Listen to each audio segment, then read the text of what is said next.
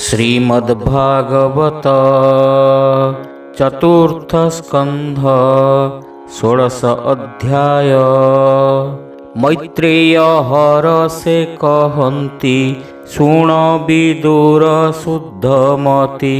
मैत्रेय उवाच भृगु अंगिरा आदि जेते मुनिये मिलिले समस्ते भाळन्ति अति मन दुखे प्रजारक्षणे अराजके बोलन्ति राज्ये नाही राजा दुष्टे लुटिबे जन प्रजा एमंत विचारी समस्ते बेणर जननी अग्रते प्रजारक्षणे धर्म कही सकल जने रुंड होई विचार करी अतिरेके बेणकु राज अभिषेके निज भुवने कले राजा जेणे रक्षित जन प्रजा दस्युजे थिले दुष्टपणे लुटिबे बोली प्रजागणे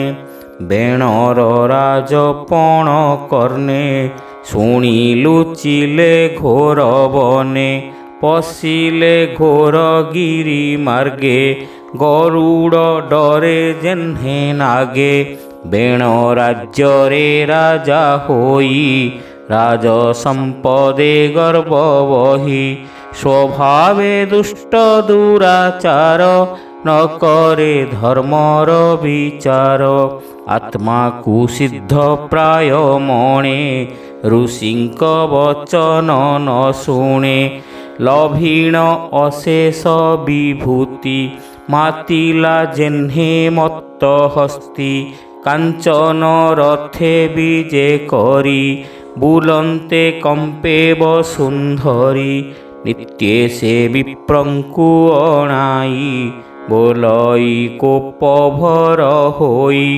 शुण हे विप्र मोर वाणी मुए जगते नृपमणि मोहर वचन तुम्भर स्वभावे पाळिबा बेभार देख मोहर बेनी भुज दश दिग पाळंक तेज मुझे प्रत्यक्षे भगवान देख मोहर वर्ण चिन्ह।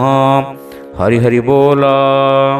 ब्राह्मण आदि चारि वर्ण पासे बसाई नृपराण विष्णुर वचन प्रकाशी मन आनंदे नृपवंशी आत्मा कुसिद्ध प्राय मणि बोलई असंभव वाणी शुण सकल प्रजाजने ब्राह्मण आदि चारि वर्णे मो राज्य यज्ञ न करिब पितृदेवता न पूजिब दान न देव विप्रहस्ते तीर्थे न जीव पादगते आगम निगमये नीति जेओबा शास्त्र मत चिंती संसारे धर्म कर्म जेते सकल समर्पिब मोते मोत हूँ बड़ नाही आन मुझे प्रत्यक्ष भगवान मोहर जन्म कर्म गुण सर्वेता कर शिव खाण मो नाम जपुथिब तुंडे मोते पूजिब यज्ञ कुंडे जे मोर बोल न करिब मो राज्य दंडे न रहिब जीवन हारी बिताहार सर्वसंपद करी जुर एमंतपुर ग्राम देशे हस्तीर कंधे भेरी घोषे घोषण बाजे सर्वदेशे शुणी सकल जन त्रासे बेणर आज्ञा सिरे कले सकल धर्म उपेक्षिले जपन्ति तार नाम नित्ये भये खटन्ति पादगते एमंत राजा दुष्टपण देखि भाळन्ति मुनिगण बोलन्ति एकु आरे चाहि एमंत शुणिला तो नाही भूमि रे जेते राजा थिले एमंत केबा प्रचारिले यज्ञ न कले मेघ नाही ବୃଷ୍ଟି ନୋହିଲେ ଅନ୍ନ କାହିଁ। ଏ ପଞ୍ଚଯଜ୍ଞ କ୍ରିୟା ଲୋପେ ଅଧର୍ମେ ତ୍ରିଭୁବନ କମ୍ପେ। ଏ ଘୋର ସଙ୍କଟ ପଡ଼ିଲା ଉଭୟ ଲୋକ ନାଶ ଗଲା। ଏହାକୁ ଆମ୍ଭେ ରାଜା କଲୁ ସର୍ପକୁ କ୍ଷୀର ପିଆଇଲୁ। ସେ ଯେହ୍ନେ ବଢ଼େ ଅତି ଘୋରେ କ୍ଷୀରଦାତାର ପ୍ରାଣ ହରେ। ଆମ୍ଭେ ନ ବୁଝି କର୍ମ କଲୁ ବେଣକୁ ରାଜ ପଦ ଦେଲୁ। ଖଳକୁ ଦେଲୁ ରାଜ୍ୟ ବାସ ଆମ୍ଭେ ହୋଇଲୁ ଏବେ ନାଶ। ସୁନିଥା ଗର୍ଭୁ ଏ ସମ୍ଭୂତ ସ୍ୱଭାବେ ଯମ ସୁତାସୁତ। ଆମ୍ଭେ ଏହାର ପାଶେ ଯିବା ଧର୍ମ ବଚନ ବୁଝାଇବା। ଏ ଯେବେ ବୋଲ ନ କରିବ ଅଧର୍ମ ଦୋଷେ ନାଶ ଯିବ। ଏତେ ବିଚାରି ବିପ୍ରଜନେ ମିଳିଲେ ବେଣ ସନ୍ନିଧାନେ। କଲ୍ୟାଣ କରି ବେଦନାଦେ ବୋଲିଲେ ତାକୁ ସାମବାଦେ। ହେ ନୃପନାଥ ଶୁଣ ଧୀରେ ଯାହା କହିବୁ ତୋଚ୍ଛା ମୁରେ। ଯେଣେ ହୋଇବ ତୋର ଲାଭ ଜଗତେ ଯଶ କୀର୍ତ୍ତି ଥିବ। ମନ ବଚନ ଦେହ ଗତେ ଯେ ପ୍ରାଣୀ ଥାନ୍ତି ଜନହିତେ। ଏବେନି ଲୋକେ ସେ ଜିଣନ୍ତି ନହେଲେ ଜୀବନେ ମରନ୍ତି। ପ୍ରଜାଏ ଧର୍ମ ଆଚରିଲେ ନୃପ ସମ୍ପଦ ବଢ଼େ ଭଲେ। ସେ ଧର୍ମ ଯେବେ ନାଶ ଯାଇ ନୃପ ସମ୍ପଦ ଆଉ କାହିଁ। ପ୍ରଜାଙ୍କୁ ନିଶ୍ଚିନ୍ତ ଯେ କରେ ଚର୍ଯ୍ୟାଦି ସର୍ବଭୟ ହରେ।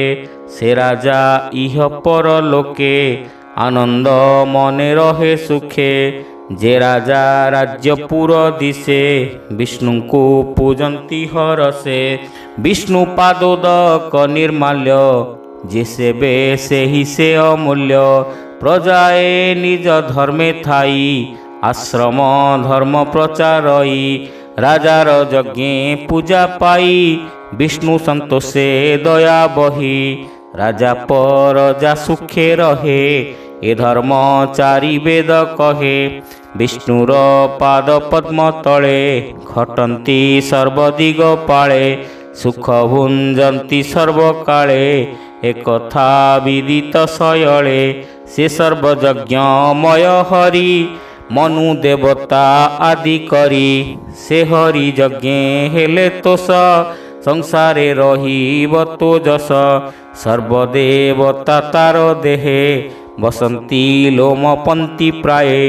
ତାହାର ସଞ୍ଚିଲା ଜଗତ ତା ବିନୁ କେହି ନୁହେଁ ସତ୍ୟ। ହରି ହରି ବୋଲ। ସେ ସର୍ବଦେବମୟ ହରି ତାର ଚରଣେ ପୂଜା କରି। ଲଭିବୁ ସର୍ବ ସୁଖ ଭଲେ ଆମ୍ଭର ବାକ୍ୟେ ଧର୍ମ କଲେ। ସେ ହରି ଯେବେ ତୁଷ୍ଟ ହେବ କିବା ଅପ୍ରାପ୍ୟ ତୋର ଥିବ। ସର୍ବ ସମୃଦ୍ଧି ଲାଭ ପାଇଁ ଲୋକେ ଯେ ହରିଙ୍କୁ ଭଜଇ। ତୁ ତାଙ୍କ ଅନୁବର୍ତ୍ତୀ ହୋଇ ଆମ୍ଭ ବଚନ ରଖ ତୁହି। ସେ ହରି କଳା ଦେବ ମୂର୍ତ୍ତି ଯଜ୍ଞରେ ବ୍ରାହ୍ମଣେ ପୂଜନ୍ତି। ତାହାଙ୍କ ପ୍ରତି ତୋ ହେଳଣ ଉଚିତ ନୁହଁ ରାଜନ। ଋଷିଙ୍କ ବୋଲ ଶୁଣି କର୍ଣ୍ଣେ ବେଣ ବୋଲଇ କୋପ ମନେ। ବେଣ ଉବାଚ ତୁମ୍ଭେ 40 ବିପ୍ରଜନ ବାଳକ ପ୍ରାୟ ତୁମ୍ଭ ଜ୍ଞାନ। ଅଧର୍ମେ ଧର୍ମ ମାନ୍ୟ କର ଏ ନୋହେ ସ୍ୱଧର୍ମ ତୁମ୍ଭର। ଯୁବତୀ ନିଜ ସ୍ୱାମୀ ଛାଡ଼ି ଯାର ପୁରୁଷେ ଲୋଭ ବଢ଼ି। ତେମନ୍ତ ପ୍ରାୟ ତୁମ୍ଭେ ମାନେ ମୋ ପାଦ ଛାଡ଼ି ଭଜ ଅନ୍ୟେ। ଏଣୁ ଏ ମୂଢ଼ ପ୍ରାଣୀ ଯେତେ ବର୍ତ୍ତନ୍ତି ଅଶାସ୍ତ୍ର ବିହିତେ। ବିଷ୍ଣୁ ସ୍ୱରୂପ ନରପତି ତାହାଙ୍କୁ ମନୁଷ୍ୟ ଗଣନ୍ତି। ତାହାଙ୍କ ଧର୍ମ ଜ୍ଞାନ ନାହିଁ, ଉଭୟ ଲୋକେ ସୁଖ କାହିଁ। କେ ଯଜ୍ଞ ପୁରୁଷ ତୁମ୍ଭର, ଯାର ଚରଣେ ସେବା କର। ଯୁବତୀ କୁଳ ଧର୍ମ ଛାଡ଼ି, ଯାରେ ଯେ ସନେ ସେବା କରି। ଦେଖ ଏ ନୃପତି ଶରୀରେ, ଦେବେ ବସନ୍ତି ଅଧିକାରେ। ବିଷ୍ଣୁ ବିରଞ୍ଚି ମହେଶ୍ୱର, ଇନ୍ଦ୍ର ପବନ ଦିବାକର। ଯମ ପର୍ଯ୍ୟନ ଧନଦାତା, ସୋମ ଧରଣୀ ଭସ୍ମକର୍ତ୍ତା। ଜଳ ବରୁଣ ଆଦି ଯେତେ, ସର୍ବେ ବସନ୍ତି ନୃପଗାତ୍ରେ। ଯେବର ସାପ ଦ୍ୟନ୍ତି ଲୋକେ, ନୃପ ଶରୀରେ ଏକେ ଏକେ। ସକଳ ଦେବ ତେଜ ଆଣି, ତେଣୁ ବୋଲାଇ ନୃପମଣି। ଏଣୁ ଏ ନରପତି ଦେହ, ପ୍ରତ୍ୟକ୍ଷେ ସର୍ବଦେବମୟ। ଦୁର୍ଲଭ ନୃପତି ଶରୀର, କିୟ ବା ଦେବା ପଟାନ୍ତର। ଏ ଦେହ ମହିମା ନ ଜାଣି, ଧର୍ମ ଅଧର୍ମ ପରିମାଣି। ଏଣୁ ତୁମ୍ଭର କର୍ମ ଯେତେ, ସେ ଧର୍ମେ ପୂଜା କର ମୋତେ। ମୋହର ଅଗ୍ରେ ବଳି କର, ଏ ଧର୍ମ ସ୍ୱଧର୍ମ ତୁମ୍ଭର। ମୁଁ ଯଜ୍ଞ ଭାଗ ଆଗ ପାଇ, ମୁଁ ତହୁଁ ଅନ୍ୟ ଦେବ ନାହିଁ। ମୈତ୍ରେୟ ଉବାଚ ଏମନ୍ତ ବିପରୀତ ଗତି, ଭଜିଲା ପାପିଷ୍ଟ ନୃପତି। ମୁନିଙ୍କ ଅନୁନୟ ବାଣୀ, ନିଶ୍ଚେନ କଲା ନୃପମଣି। ସ୍ୱଭାବେ ଦୁଷ୍ଟ ଅନର୍ଗଳ, ଆତ୍ମାକୁ କଲା ଅମଙ୍ଗଳ। ଏମନ୍ତ ମୁନିଙ୍କ ବଚନ, ଅବଜ୍ଞା କଲା ଦିନୁ ଦିନ। ହରି ହରି ବୋଲ। ଆତ୍ମପଣ୍ଡିତ ମନେ କରେ, ମୁନିଙ୍କ ବଚନ ନ ଧରେ। ମୁନିଏ ଦିନେ ଦିନେ ଆସି, ଧର୍ମ କହନ୍ତି ପାଶେ ବସି। କହନ୍ତି ଅନେକ ବିଶ୍ୱାସ, ଦେଖାଇ ଜ୍ଞାନ ଉପଦେଶ। କେବେ ହେଁ ନ କଲା ବଚନ, ମୁନିଙ୍କି କଲା ଅପମାନ।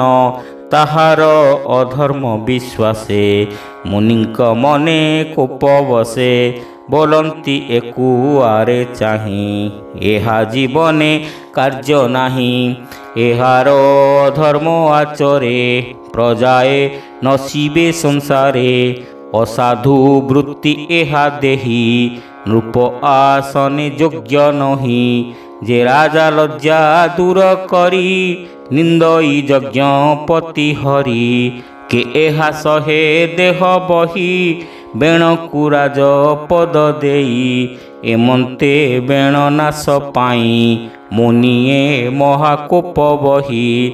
ହୁଙ୍କାର କରିବେ ଦବାଣେ, ପ୍ରହାର କଲେ ଜଣେ ଜଣେ।